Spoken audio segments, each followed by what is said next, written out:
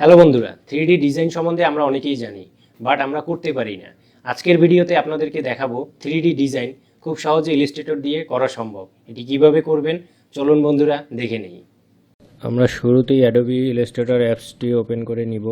করার পরে এরকম একটা ইন্টারফেস আসবে। আমি যদিও একটা পেজ নিয়ে নিয়েছি এখানে 1920x1080, তো এটা যে কোনো সাইজের আপনি নিতে পারেন। যেহেতু আমি 3D ডিজাইনটা শুধু দেখাবো, যে কোনো পেজের উপরেই আপনি করতে পারেন। তো শুরুতে আমরা এখান থেকে বাম পাশে দেখবেন টুলস বার থেকে আমরা পলিগন টুল, এটা সবসময় রেক্ট্যাঙ্গেল টুল সিলেক্ট থাকে। এখানে আপনি মাউসের লেফট বাটন চেপে ধরে রাখবেন, এখানে দেখবেন পলিগন টুল নামে একটি অপশন আছে। এটাকে আপনি ক্লিক করবেন এবং কিবোর্ডের শিফট এবং অল্টার চেপে ধরে এটাকে ড্র্যাগ করবেন।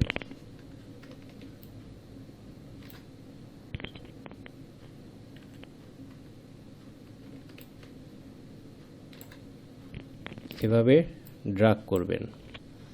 তো দেখতে পাচ্ছেন পলিগন টুল আমি নিয়ে নিলাম। তো এরপরে আমি এর স্টকটাকে আমি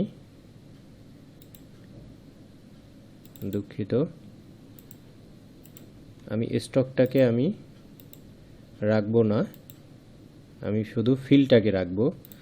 এরপরে আমি টুলবারের এখানে দেখবেন বাম পাশে লাইন সেগমেন্ট টুল থেকে এই কর্নারে, ডিজাইনের এই কর্নার থেকে এই নিচে কর্নারে আমি এটা সিলেক্ট করে নিব। সিলেক্ট করে আমি এটাকে একটি কালার দিয়ে দিব। আমি একটি কালার এটাকে দিয়ে দিলাম এবং আমি এখান থেকে স্টকটাকে একটু বাড়িয়ে নিলাম। তো দেখতে পাচ্ছেন এরপরে আমি স্টকটাকে ক্রস করে দিব।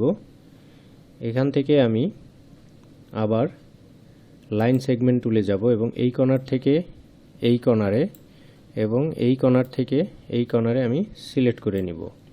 এরপরে সিলেকশন টুল থেকে আমি টোটালটাকে সিলেক্ট করে নিব। এরপরে এখানে আমি একটি কালার সিলেক্ট করব। আমি একটি গ্রিন কালারটাকে সিলেক্ট করে নিব। গ্রিন কালারটাকে সিলেক্ট করে নিলাম।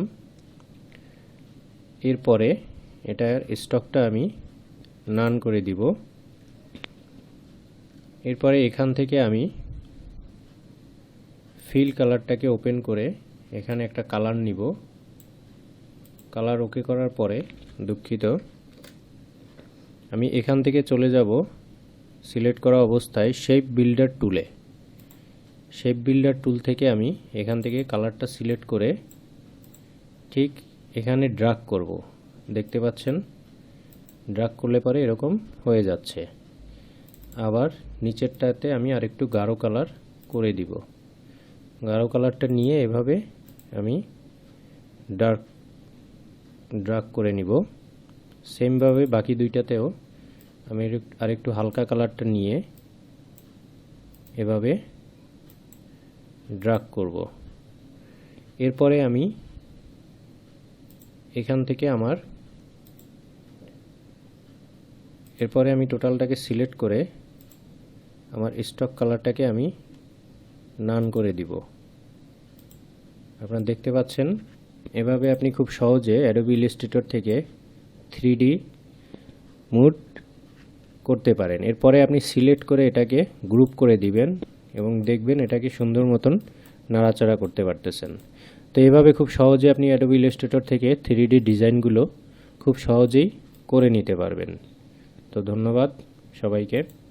তো বন্ধুরা, ভিডিওটি কেমন লেগেছে অবশ্যই কমেন্ট করে জানাবেন, আর অবশ্যই আমার চ্যানেলটি সাবস্ক্রাইব করে থাকবেন।